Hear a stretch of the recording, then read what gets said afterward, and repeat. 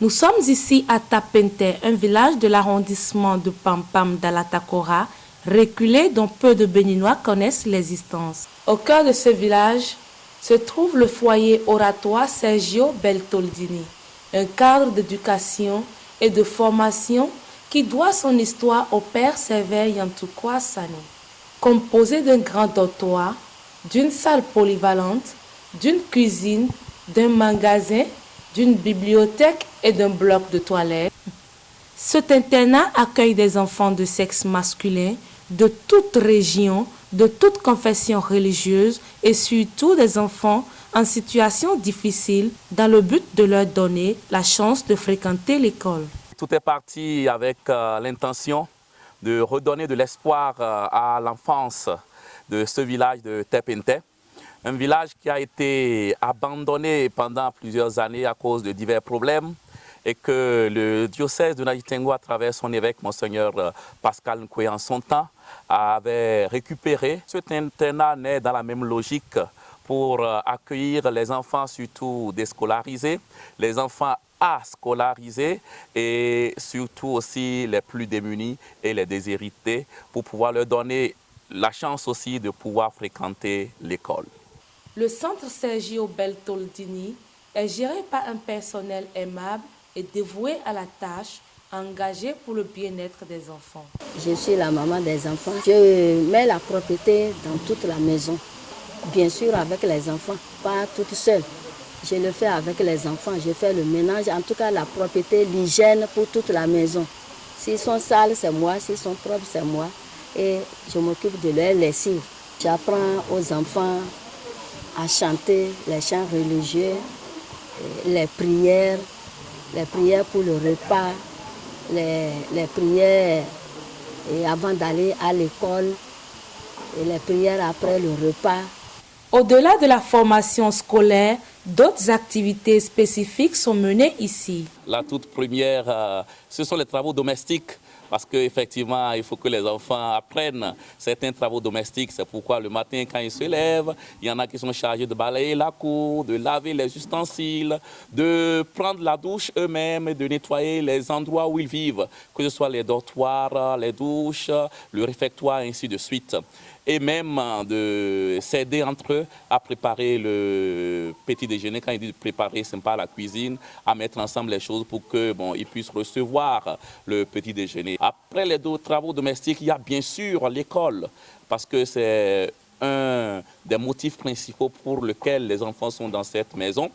Et donc, ils vont à l'école primaire catholique Saint-Kizito, qui est à côté ici, à 70 mètres, le matin et l'après-midi, comme toutes les écoles du Bénin. Et après ça, il y a les activités ludiques, parce qu'ils ont des moments de jeu, des moments de loisirs, des moments de divertissement. Il y a aussi les moments de prière, où ils se retrouvent ensemble pour prier. Et en plus de ça, il y a des activités annexes de temps en temps, surtout dans le moment des travaux champêtres. Ils apprennent aussi à sacler, à produire au jardin, à l'élevage. Il y a plein de choses que les enfants apprennent ici, mais qu'ils font avec grande joie et grand dévouement. Et c'est pourquoi nous vivons vraiment, je peux le dire, malgré les difficultés, heureux et épanouis dans cette maison. Cette bibliothèque est mise à la disposition des enfants pour améliorer leur niveau d'études. Une documentation riche et variée. Les enfants de cet internat passent leur temps de repos non seulement aux études, mais aussi à la prière, aux jeux et surtout au partage d'expériences de vie. Pour eux, ce centre est une seconde famille. Je suis à l'internat Sergio Bertoldini depuis 4 ans. Ici, on nous garde bien. Nous sommes heureux, on travaille bien, on nous encadre bien, on nous apprend à lire, à faire tout. Depuis sa création en 2006, le centre d'accueil Sergio Bertoldini s'investit dans l'éducation des enfants non seulement de sexe masculin, ici à Tapente, mais aussi des filles dans le centre de Bukombe, malgré un certain nombre de difficultés. 54 enfants avec de grands dortoirs, ce n'est pas facile à gérer Heureusement que nous avons une équipe dynamique qui les gère. Il y a un maître d'internat, 2 mamans et une dame qui s'occupe et de la cuisine, et de la propreté, et de la discipline et qui guide les enfants. Vraiment, ce n'est pas facile de garder l'enfant. Mais à voir la situation que les enfants nous présentent, on est obligé de faire avec. On est obligé de garder la patience et chaque fois les comprendre. Parce que la vie avec les enfants, même dans nos propres maisons, ce n'est pas facile. Donc on essaye de les comprendre, d'aller à leur niveau. Nous sommes tous dans une maison, on vit en famille, oui.